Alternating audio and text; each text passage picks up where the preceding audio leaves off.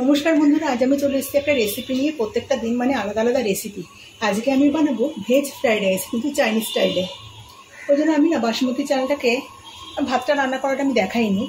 তাও আমার একটা মিস্টেক হয়ে গেছে। যখন জলটা ফুটে তার মধ্যে তো লবণ আর রিফাইন অয়েল আর পাতিলেবুর রস দিই। আজ আমি পাতিলেবুর রসটা দিতেই ভুলে গেছি। যাই হোক, 80% সেদ্ধ করে পুরো যেভাবে আমরা ভাত রান্না করি সেভাবে করে নিয়েছি, আর ঠান্ডা করে একটা থালার মধ্যে রেখে দিয়েছি। আর এখানে কিছু সবজি কেটে নিয়েছি। ফ্রাইড রাইস মানেই তো গাজর, বিনস, ক্যাপসিকাম, আর এখানে নিয়ে নিয়েছি কিছু পেঁয়াজ, একদম ঝিরে ঝিরে করে কুচিয়ে নিয়েছি, আর কাঁচা লঙ্কা, আর এখানে আদা রসুন কুচি। যেহেতু আমি চাইনিজ স্টাইলে করবো, তাই আমাকে আদা, পেঁয়াজ, কাঁচা লঙ্কা আর রসুন এগুলোতে লাগছে। কড়াইতে রিফাইন অয়েল বসিয়ে দিয়েছি। তেলটাও মোটামুটি গরম হয়ে গেছে। একটু পুরো কড়াইয়ের মধ্যে আমি তেলটাকে ছড়িয়ে নেবো।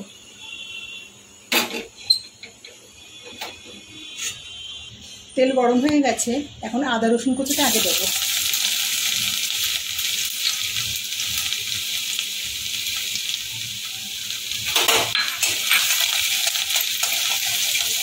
খুব বেশি ভাজা দরকার নেই, হালকা একটু নেড়ে নেবো।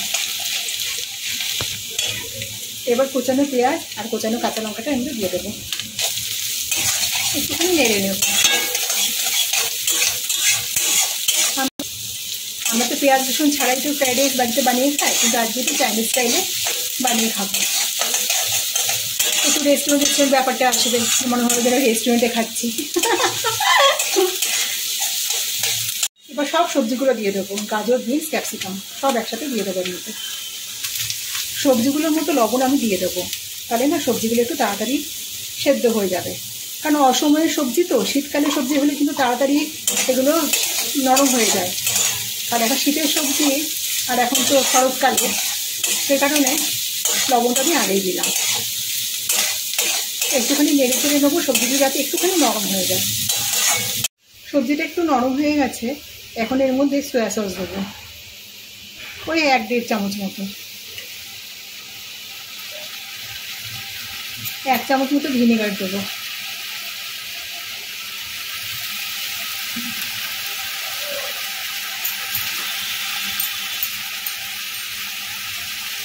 আমার বাড়িতে সবসময় চিনি গুঁড়ো করা থাকে, অল্প একটুখানি চিনির গুঁড়ো দেবো।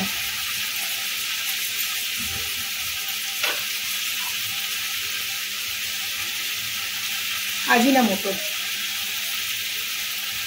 1 পিঞ্চ, ভালো করে নেড়ে নেব। লবণটা আমি আগেই দিয়েছি, আর লবণ কিছু দেবো না, সসের মধ্যে লবণ আছে।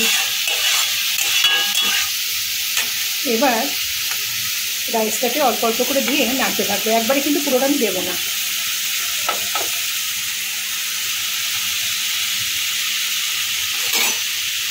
নাড়ার জন্য আমি একটা ছাঁকা নিয়েছি, আর খুন্তিটা দিয়ে নাড়লে করে না ভাতগুলো সব ভেঙে যাবে। ভালো করে নেড়ে চেড়ে সবটা মিশিয়ে নিয়েছি। গ্যাসটাকে কিন্তু আমি বন্ধ করে দিয়েছি। দেখুন বন্ধুরা, কত সুন্দর দেখতে হয়েছে। যত সুন্দর দেখতে হয়েছে, খেতেও কিন্তু দুর্দান্ত হয়েছে। কারণ আমার মেয়ে কিন্তু টেস্ট করা হয়ে গেছে, যে মা ভীষণ ভালো খেতে হয়েছে। তো এভাবে একবার বানিয়ে খেয়ে দেখবেন বন্ধুরা, খুব ভালো লাগে। তো রেসিপিটা কেমন লাগলো অবশ্যই কমেন্টে জানাবেন। রেসিপিটা ভালো লেগে থাকলে কিন্তু অবশ্যই একটা করে লাইক দেবেন বন্ধুরা। আর যে সমস্ত বন্ধুরা আমার চ্যানেলটাকে এখনো সাবস্ক্রাইব করোনি, তারা আমার চ্যানেলটাকে সাবস্ক্রাইব করে আমার পাশে থেকো।